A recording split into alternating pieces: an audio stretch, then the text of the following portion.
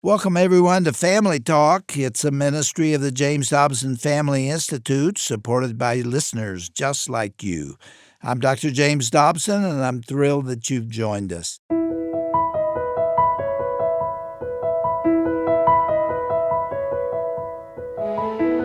Well, welcome to Family Talk. I'm Roger Marsh. With so much entertainment available today, how do we as Christian families navigate what's worth watching? Well, our guest today here on Dr. James Dobson's Family Talk has dedicated his life to answering that question. Dr. Ted Baehr is the founder and publisher of Movieguide, a trusted resource that helps families make wise entertainment choices. He's also chairman of the Christian Film and Television Commission, working to influence Hollywood from within. Dr. Baehr holds degrees from Dartmouth College, New York University School of Law, and Advanced Theological Studies. He's the author of numerous books, including Reel to Reel, 45 movie devotions for families. But Dr. Baehr's story isn't just about critiquing movies, it's about redemption. Growing up in Hollywood as the son of actors, he discovered faith later in life and now uses his insider knowledge to transform the entertainment industry and guide families toward content that honors God. Today, Dr. James Dobson welcomes Dr. Ted Baehr for a conversation about faith, film, and reaching Hollywood for Christ on today's edition of Dr. James Dobson's Family Talk.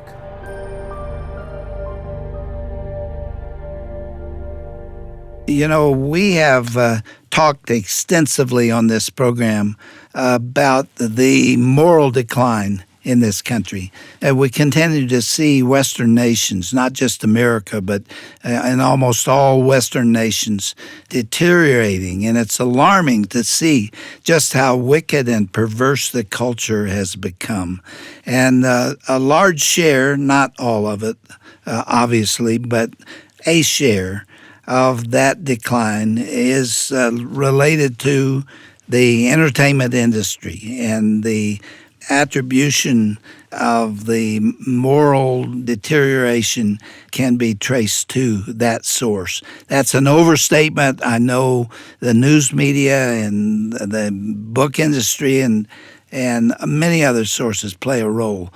But certainly Hollywood and the entertainment industry are certainly at the top of the list. And this wickedness is given center stage today and is regularly celebrated by the culture. When horrible, evil things take place, it's as though there's been some kind of victory. Christian parents are on the hook today because they have to identify the threats to the value system that's being taught to their children in public schools frequently, and certainly on the internet, and it seems like it's coming from every side. And their job is to protect their kids from these influences. And we're going to talk about that today because we have in the studio with us a man that I respect very, very highly. I've known him for many years. I call him Ted, but his name is Dr. Ted Baehr. And he's doing as much to defend righteousness in the culture and especially in the entertainment industry as anybody I know. He's a film critic and an author. He has actually written 35 books. He's the founder and publisher of Movieguide. We're going to talk about that today. It provides families with an in-depth look at movies through the lens of biblical teaching. He's also chairman of the Christian Film and Television Commission, which seeks to redeem culture by informing the public of the efforts of media and the entertainment industry to change the culture.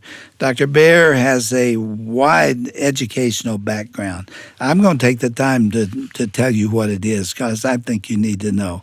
He graduated from Dartmouth College, summa cum laude, with a comparative literature degree. Then he received a Juris Doctorate from New York University School of Law. and attended seminary for a while. He is also the recipient of a doctorate of humanities from Belhaven College. And like I said, he's authored 35 books. Ted, I'm delighted to have you back with us today. Oh, it's great to be back with you. I consider you one of the great friends and one of the great blessings to the Christian community. So thank you, Jim. Well, you're kind. Did I overstate what's happening in the culture today? I know that you feel that there's a lot of good that's going on too, and I don't disagree with that. Look, there's always been people that are attacking Christians. In Rome, it was abhorrent as they were persecuting. But, you had a small group of apostles who overturned the Roman Empire, which was, in the fullness of time, it was a kairos moment, what we call it. A lot of them paid for it with their lives. They paid for it with their lives. And we need to be able to do that today, to stand for it. And Wilberforce and people throughout history have stood against the forces. So I think that you would agree with me that we've got the wheat and the chaff. The wheat is always growing up with the chaff. There's some good wheat out there. When the evil triumphs, it breaks my heart. Usually the Christian films do better. The more Christianity put, usually it does better. Last year, just as an example, movies with positive Christian content, strong Christian content, mentioning Jesus, a strong Christian worldview, and all of that averaged about $55 million at the box office. Movies that were anti-Christian averaged about $7 million.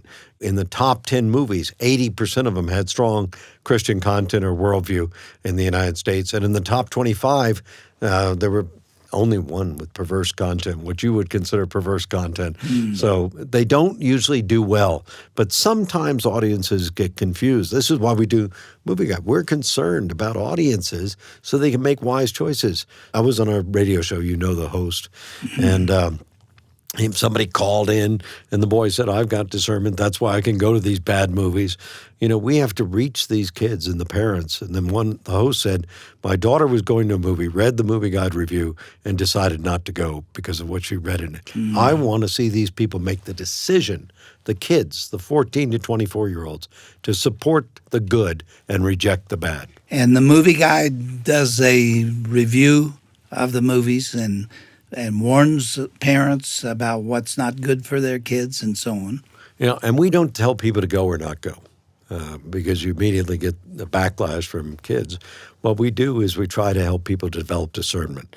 So we say this could be great quality, but it's an abhorrent film, or it could be not so good quality, but it's a wonderful Christian film that you should support for its acceptability. And we go into the acceptability. It's got we do 150 criteria, and the criteria help you make a decision that this is what I want to see, this is what my children should see, and give you a reason for it so you can argue the case for what you want to support. You've been at this a long, long time, as long as I've known you. Right. But you did not grow up in a Christian home. No, I grew up in the entertainment industry. My parents were stars, and I love my parents. Your father was Tex Allen. Tex Allen. He made 12 Texas Ranger movies. He rated next to Tim McCoy, another star that people don't remember, but he was a great star. And he did 62 movies. He won the box office award in 1936.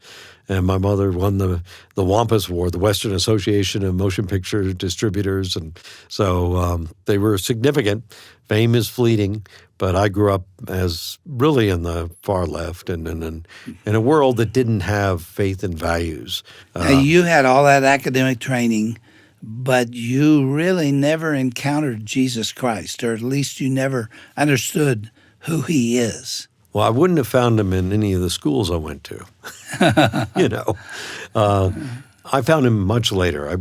After getting out of law school, some friends of mine, I won't tell you the backstory, but we were doing a lot of nefarious activity, and they said, can you help us start a film company? Would you do the legal work? So I did the legal work, just like the form you signed for your organization. And I said, now you got to pay me. And they couldn't pay me, so I had to raise the money to pay myself. And during that process, which was really a horrendous process, the industry is built on this whole house of cards. And so during that process, 4 women were interested in my father. My mother died when I was young, and they were all Christians. They'd all come to Christ through Billy Graham. They all loved Billy Graham. One of them supporting Billy Graham to the millions of dollars. What a testimony. And they witnessed to me, and I would reject it. And finally they said, read the Bible. You've had all this education. So I didn't want to read it. But when I did, when I started reading Matthew, halfway through Matthew, it changed my heart. And then I went to one of their friends' house, and she said, would you like to accept Jesus as your Lord and Savior? And I said, yes. And I married my wife a week later. So it took. I stopped the drugs. Now, why did you do that, Ted? What drew you? What voice did you hear inside that said, I want a friendship with you? You know, if you had to boil it down to the simplicity of the gospel, one, that all these things that I had done which were nefarious, a lot of drugs. How bad? Bad enough that if you had talked about it here, they'd kick you off the air. So I threw a big drug party at Dartmouth, and I showed one of my father's movies, one of his old horror films, and one boy whose father was the head of MGM blew his brains out, and another boy lost his brains. And so it hurt a lot of people. And, you know, when I read the good news, one, that John 10:10, that the thief comes to steal, to kill, and destroy. And that's often the case in our lives. He wants to steal our happiness, our joy. He wants to steal our possessions. He wants to steal our marriages. He wants to steal our children. And when he can't do that safely, he kills and then he destroys. And so God and Jesus says in that verse, he said, but I come to set you free and give you abundant life. And all the things I had before are nothing compared to what I have now. Now, I don't have a big salary. I'm a missionary. But I have more today. I've got a loving group of children, and my children are all missionaries and conservative. And my son in Iraq, who's a major, preached at his little church service last week. I'm happy about this. I'm enjoying it. You actually went to seminary, right. But not to become a pastor or a member of a church. I didn't know anything about Christianity, and I figured this would be I love school. Look, I've studied a lot of schools. Yeah. You know, not on my resume as I studied at Northwestern University Graduate School of English with Torsiano. When I was working for NASA, I studied, you know, at the Columbia University Film School. I just like school. So you throw me into a school, and I'm equipped to do well in school. Some of my favorite people who are successful in life are not successful in school. But seminary was terrific. I had some great professors. Very few of them knew the Lord. One had gotten a double PhD from Lund. And I don't know whether you know about Lund, but that was the most conservative seminary in Europe for many years. And you preached, they had a cross built in front because one person in the 17th century forgot to talk about the crucifixions. And they put a cross in front of the pulpit. You know, I wonder if we don't share something in common with regard to the work that we're now doing. If I had to answer the question, what do people say about you when they come up to you? And it's usually about raising their children. And then if I ask them, what do you think I do? What do you think? Focus on the family in the previous life and family talk now. What's my primary objective? And they will say, to save families, to make marriages better, to raise children. All those things are good, but they're secondary. My number one objective is to introduce people to Jesus Christ. And that powers what you're doing. That's what I want to do. We do this big gala in Hollywood. We give out awards. One of the heads of a studio came and said, you're the only one that'll give us an award for the studios anymore for a big film like Incredibles 2 or Boss Baby, $490 million. So we give out awards. We get there, all the team, and we preach the gospel. We just give them the good news. And it's like going to church. And we have wonderful people come. We have wonderful C.C. Winans came last year. How common is it for a producer or director or somebody of substance in Hollywood, if there is such a thing, to call you on the phone and say, Ted, every day, I want to know more about your faith? Well, about faith, it's probably once or twice a month or so, but ask for help to reach the Christian audience is almost every day. And sometimes it gets to be so many.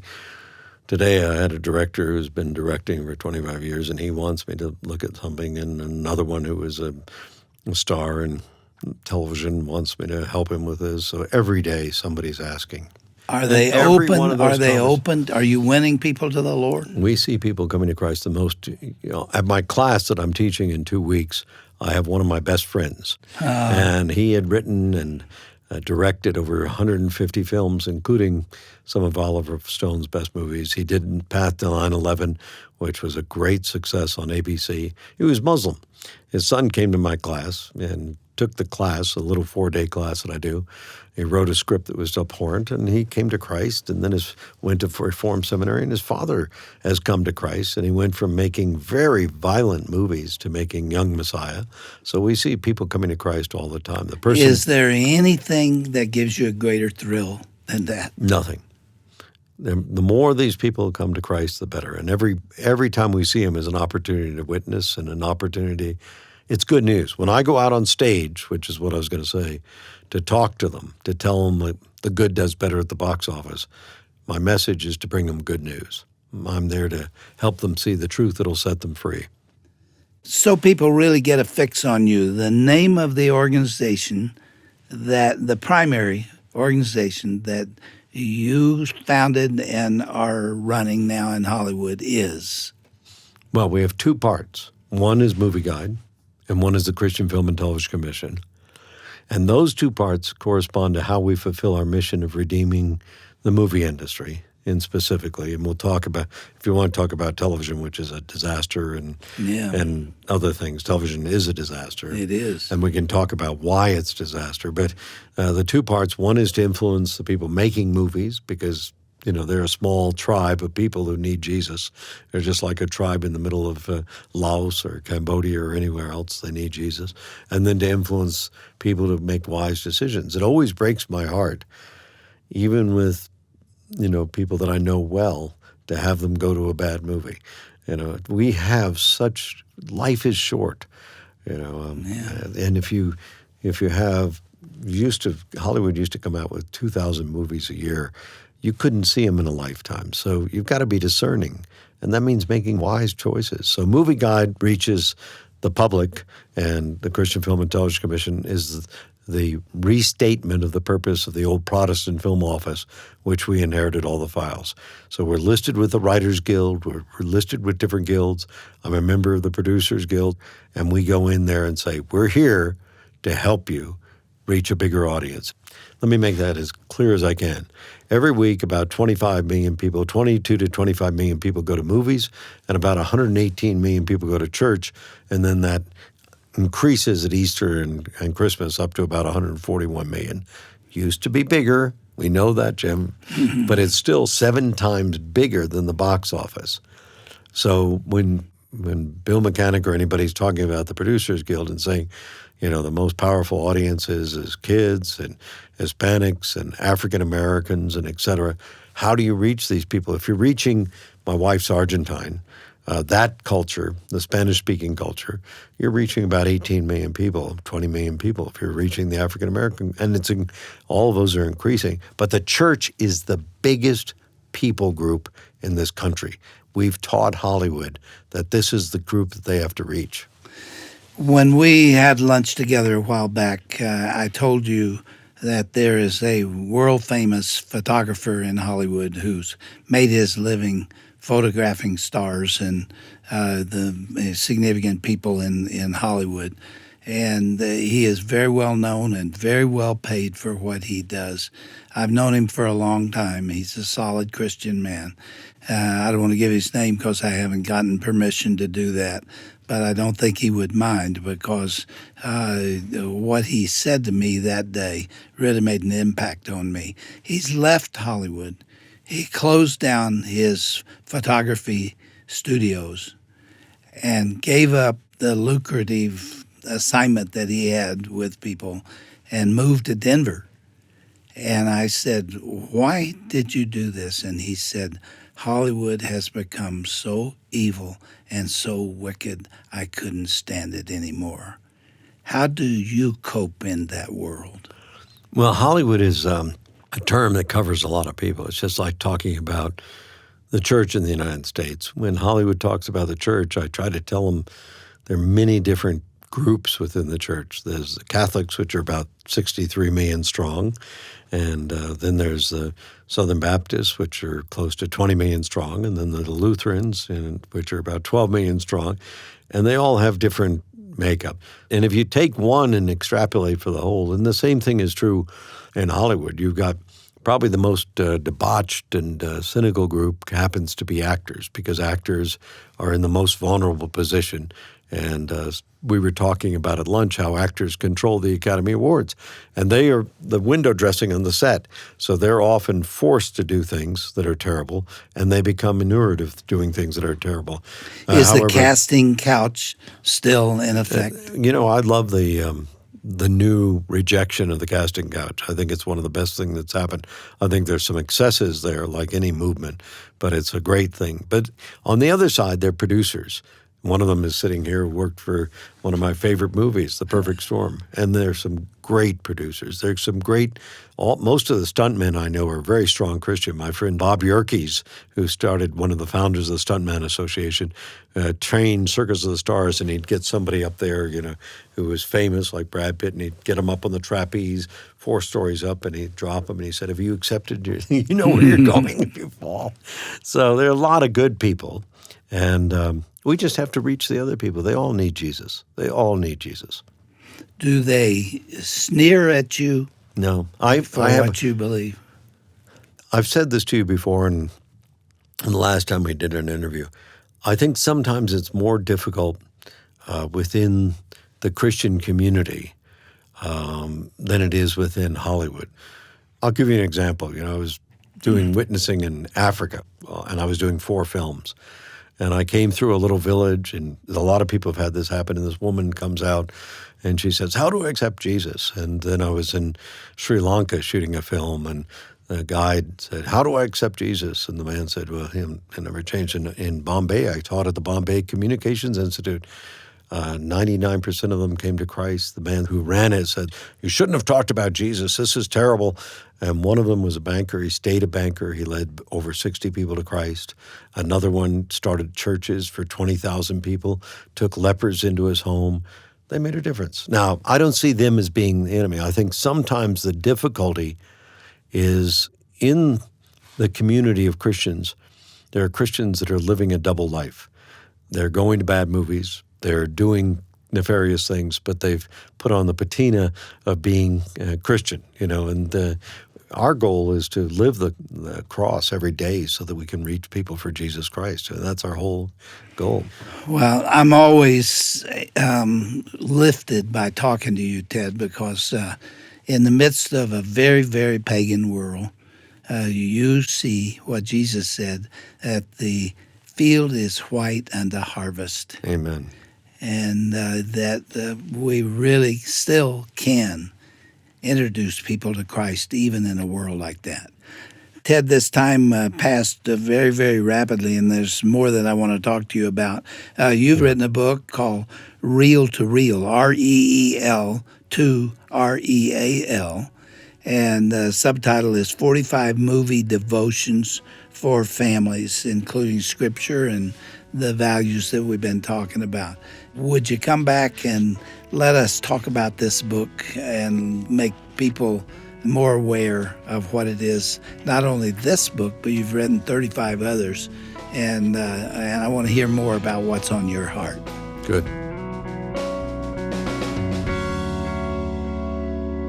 Dr. Ted Baehr's passion for reaching Hollywood reminds us that no industry is beyond the reach of the gospel. You've been listening to Dr. James Dobson's Family Talk, featuring a fascinating conversation with Dr. Dobson and his guest, Dr. Ted Baehr. They've been discussing faith, film, and finding redemption in unexpected places. And if you missed any portion of today's broadcast, or if you'd like to share it with a friend or family member, visit jdfi.net. Every day, families all across America face challenging decisions about entertainment, education, and values. Through these Family Talk broadcasts, we're working to equip parents with biblical wisdom and practical guidance for navigating these cultural pressures.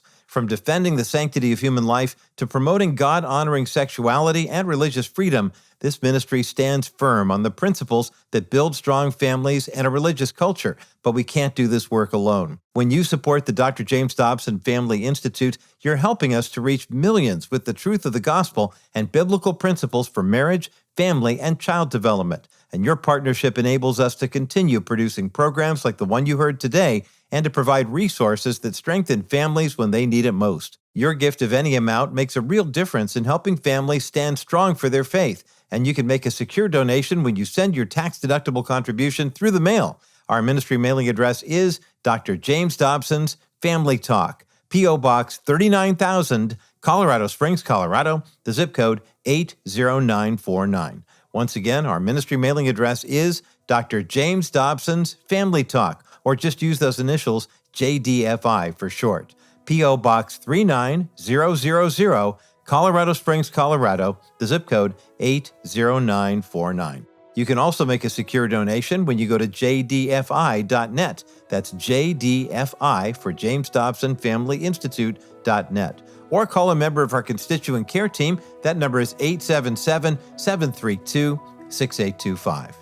Well, I'm Roger Marsh, and from all of us here at Family Talk, thanks so much for listening today. Be sure to join us again next time right here for part 2 of Dr. James Dobson's conversation with Dr. Ted Baehr. Their topic, Real to Real, R-E-A-L, how families can become discerning moviegoers. It's coming up right here on the next edition of Dr. James Dobson's Family Talk, the voice you can still trust for the family you love.